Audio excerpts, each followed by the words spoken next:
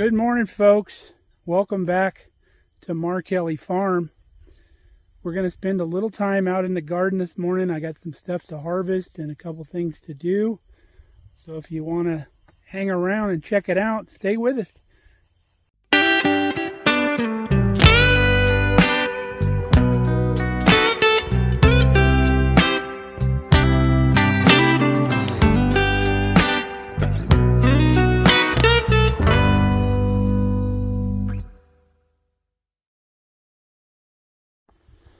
So here's the garden, looking pretty good.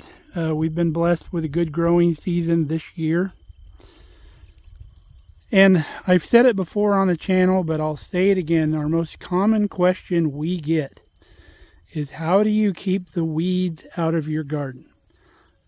And folks, it's very, very simple. The very first thing I tell them is the mulch.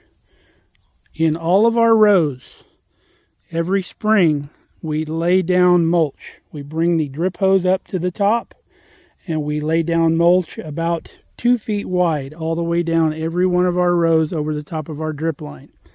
And that takes care of the majority of the weeds in the row. Do we get one every now and then? Yes, we do. So like right here, you can see a little weed. But because we've got it in the mulch, it's nothing to take that weed out. I don't do it with my hands, but that's the other secret. There's two secrets, not really a secret. So one is the mulch. The second thing is this thing right here. I made this hoe out of a regular hoe, just took my 4.5-inch grinder and cut most of it off. And literally, I would guess 2 times a week, sometimes less, depending on the rainfall, I go through the garden with this. Takes about 10 minutes if I do it like twice a week to go through this whole garden and knock out any little weed that has come up. Now, if we get a lot of rainfall, that can change, but I've shown you what we do for that. Now, normally the weeds I get, which I've covered it before, we don't water out here in the walk path. We don't use sprinklers or anything like that. And that's why the drip system is so important. If you don't water your weeds, generally they're not going to sprout in the summer if they're not moist. So generally the only place we get weeds is right along the edge of the mulch, right here. We'll have to go through and pop out a few weeds here and there.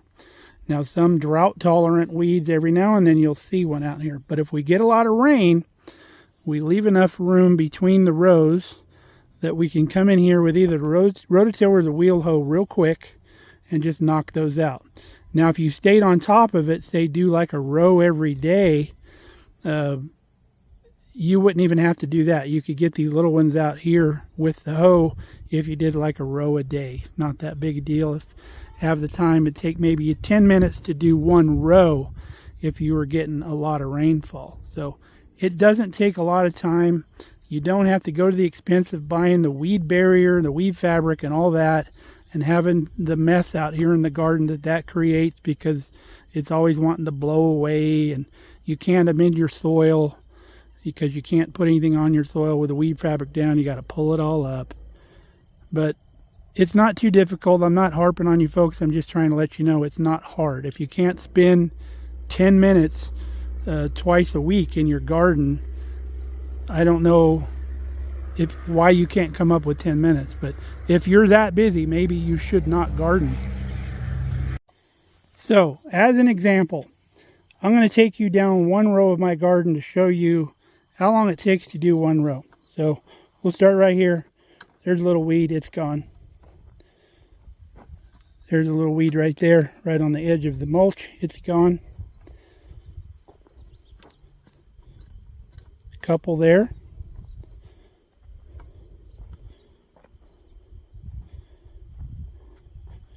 Haven't got any crazy rainfall lately, so we don't have weeds growing in the walk path because we just do not water them.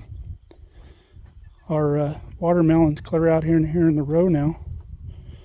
Here's some lamb's quarter that's been hiding underneath the cilantro. Must have got missed. But they'll hide from you every now and then. You won't see them until they poke up through.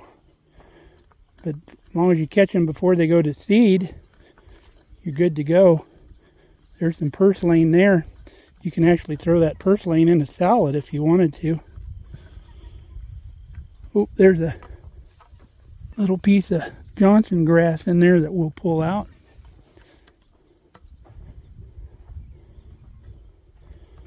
Here's a couple little weeds right there.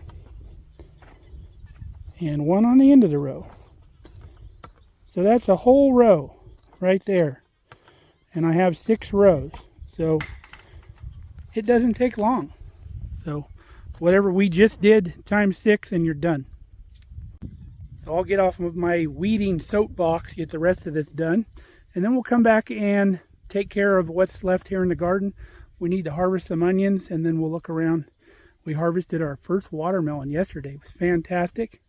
So I know this other one's probably ready, but we'll leave it for a day or two. Won't hurt until we're ready to eat it. Okay, we're all done.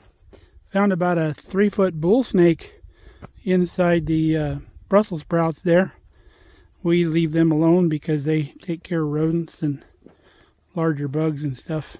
So let's go through the garden and show you what we got. I know you've probably gone through with this before, but I just want to tell you what's going on. I'm a little concerned because we want to get, there's 2 things that concern me in this garden. We want to get a good crop of tomatoes off this year for canning, and I also want our habaneros to produce this year because I need to make some more of that hot sauce. I use it like crazy. So these pepper plants here that look kind of like they got different leaves, those are all my habaneros.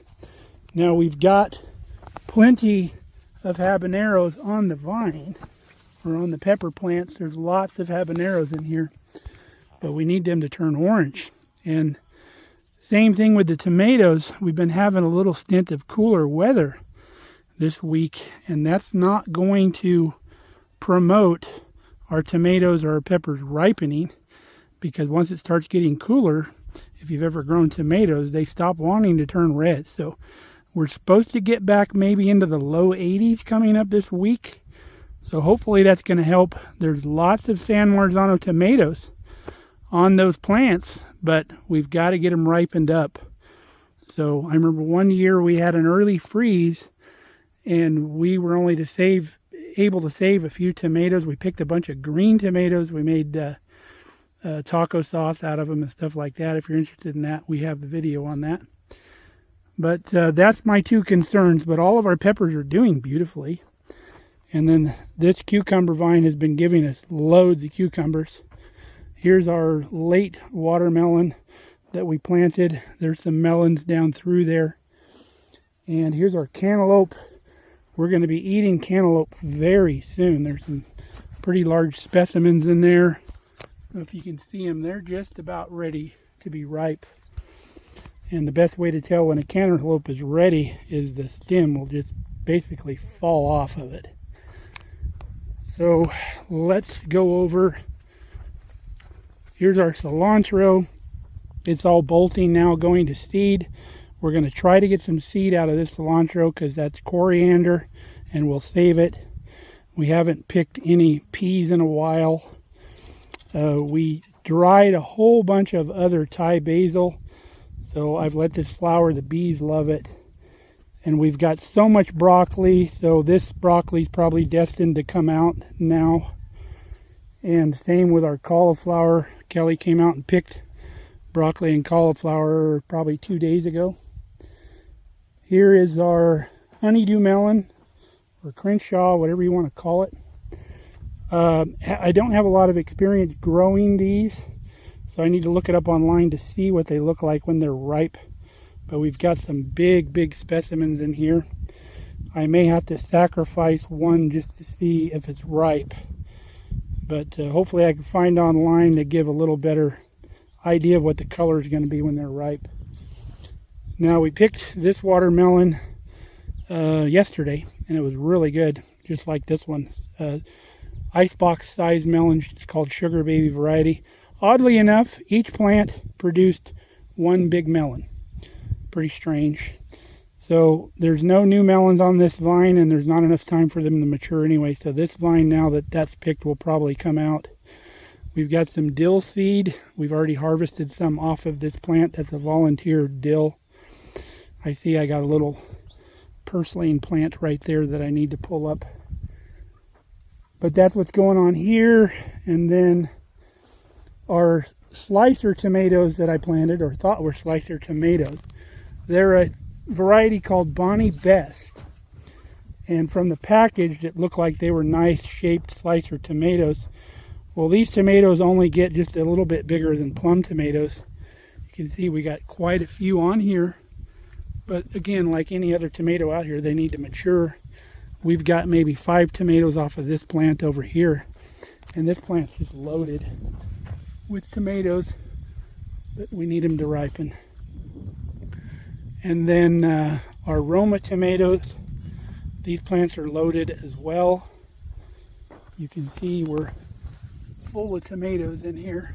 All through these plants are tomatoes, but they need to mature a little bit and ripen.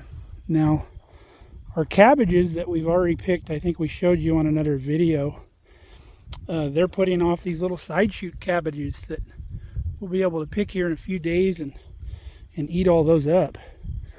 Our Brussels sprouts, we're having an issue with the sprouts. We've never grown sprouts here in this climate, and we did plant them at the wrong time of the year. Kelly had planted them downstairs. These need to be either a very early crop or a late crop. We should be planting them like around now. But we've got cabbage worms so bad here in our garden, where cabbage will withstand it because it's such a big head. You'll get some outer damage on the leaves, but you pull about 2 layers of leaves off, all that damage is gone. Whereas Brussels sprouts are so small that the cabbage worms just decimate these things. So these are probably going to end up chicken food, which no big deal. Didn't cost us anything to plant them. We have 2 purple head cabbage growing on this one plant that we'll be able to harvest soon. But the big thing we're going to do today is our onions. You can see our onions here down our row have done fantastic. They're all bulbed up, ready to come out. We've been using them in the house since they started bulbing. But the tops are starting to fall over, and that's when they're ready. So we're going to get these pulled up. And last year, I've always pulled the onions up and laid them on the ground to dry for a day or 2. But I did that last year, first time I've done it here in Nebraska, and the onions didn't care for that much. They either got sunburnt, or maybe the moisture in the ground caused them to start rotting or something. After about a day or 2, I moved them into the shop, but they were already starting to go.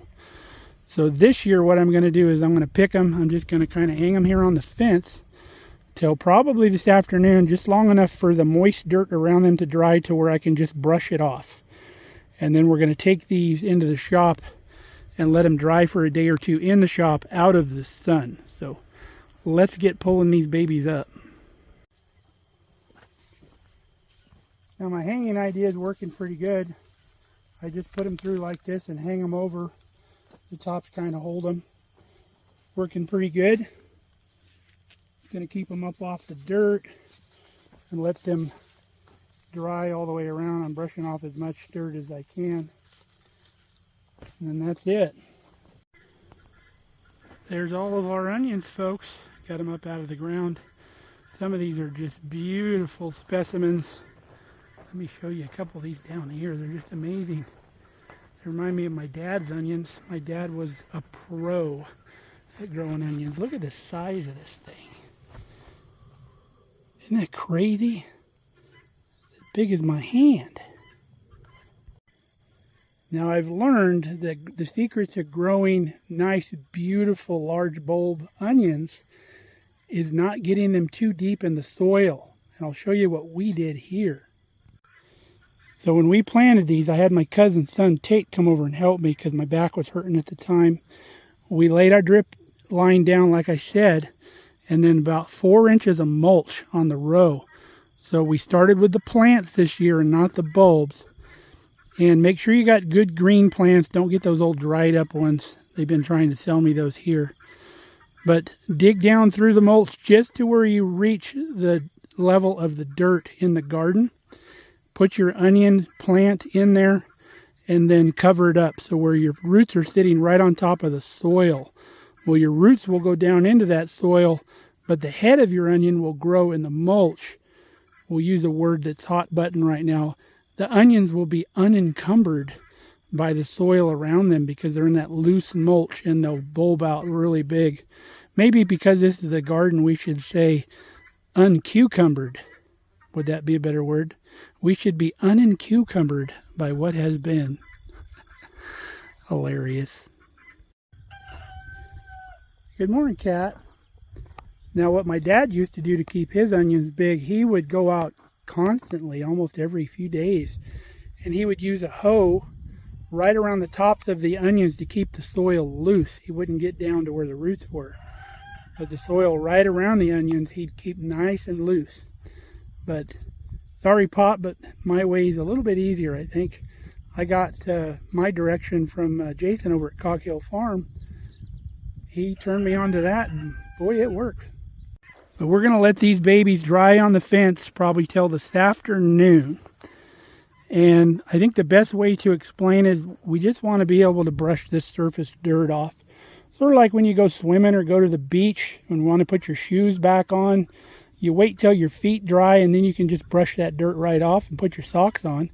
That's basically what we're doing here with these onions. I don't want to leave them out here in the sun and the heat.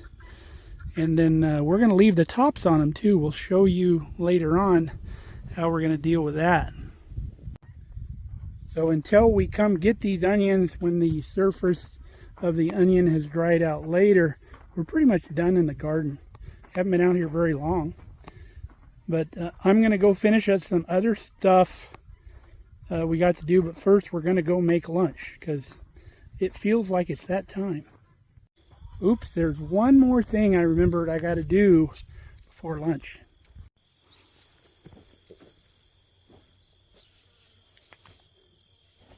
We need to tie up our celery. Going to encourage it to grow more vertical. You get around it, and then I like to get a little half of a knot going, and then we pull up on that tie.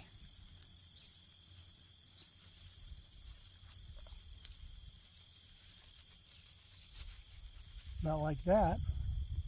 And then we'll tighten this up.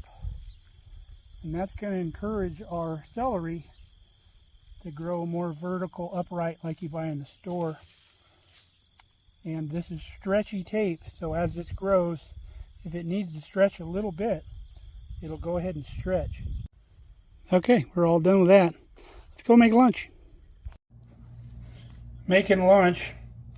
My food choices lately have been crazy as a pregnant woman, I swear, that I crave the darndest things. So we're starting out with a carb balance wrap or tortilla, whatever you want to call it. Kelly and I have really come to enjoy these things. They're really soft.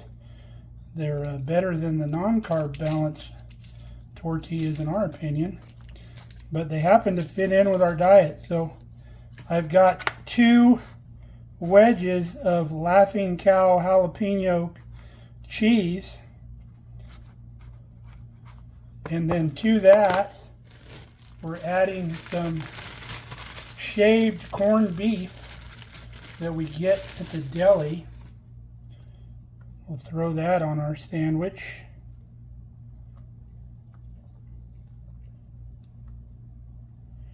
Like that.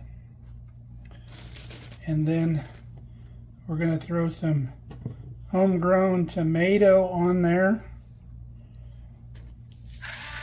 A little salt. A little pepper. We're going to take a couple of our home canned dill pickle spears that we dried a little bit on a paper towel, and some olives. Now you may say, oh, I don't like green olives, but we found these olives.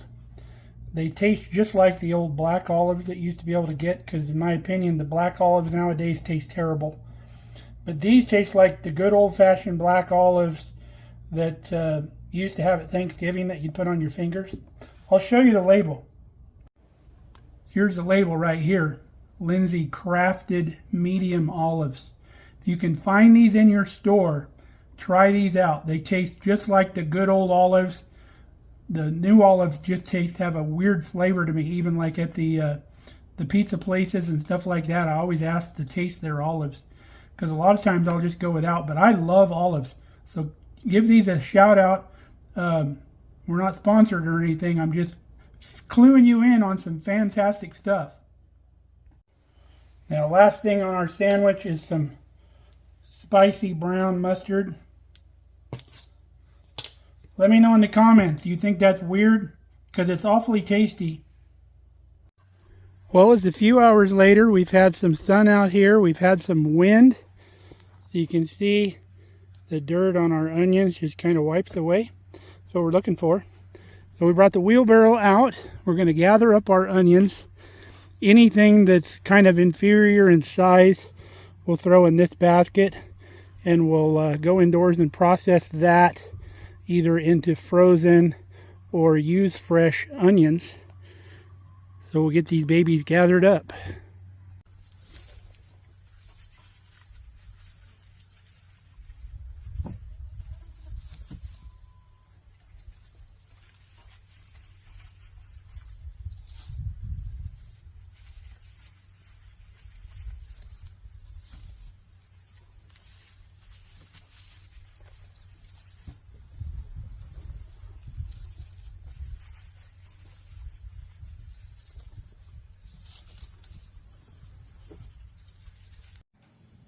All right, let's show you what we're going to do with our wheelbarrow full of onions here. So first things first, we're going to get us a piece of twine that is about 6 feet long. I'm about 6'3". So did you know that you are as tall as you are wide, fingertip to fingertip? More useless information from Markelly Farm. So then we want to double it over like that. So now we're going to get our onions. Okay, we're going to start out with our onions. We're going to do about 8 of them to a braid. If you've already guessed, that's what we're going to do. So we've got 3 onions on the table. We got one a little lower on the bottom. So just like braiding your daughter's hair, or your son if he wants braids. So we've done that. We braided that. So now this one goes over the top of the center, just like that. And then this one becomes the center, just like that. So as this one's about ready to go over, we'll get another onion, put right here, and we'll join that in the center, like that. And then we'll put another onion over here. And we'll bring that over the center there, that over the center there, make that the center again, and then we'll add another onion here. Then this comes over the center. We'll add another onion on this side. And this goes over the center, becomes the center. And then this comes over the center. And then that goes over the center. Now we'll add another onion, say, on top here.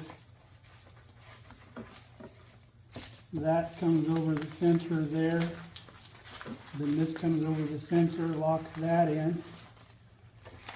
And so on and so on, and we can just finish this braid out.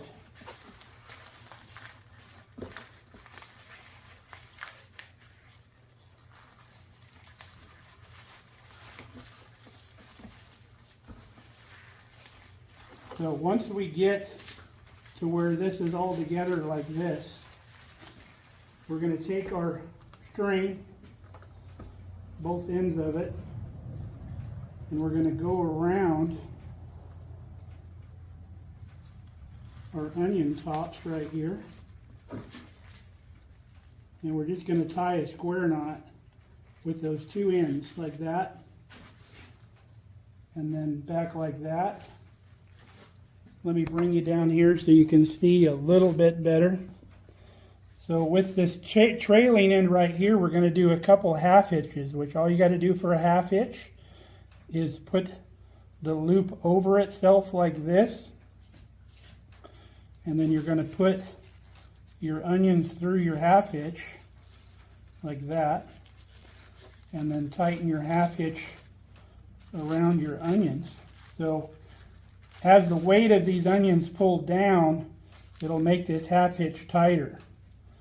So we'll put another half hitch here in the end.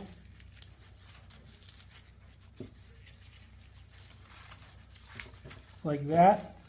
So now when we pick up our onions, they are in a braid, and I'll show you a little better. So there's our onions all braided up, and they'll stay like this. They'll dry. Those onion tops will hold everything nice and snug in there. You can see it looks pretty. So we're going to continue to braid our onions just like that. We'll get them hung up in here.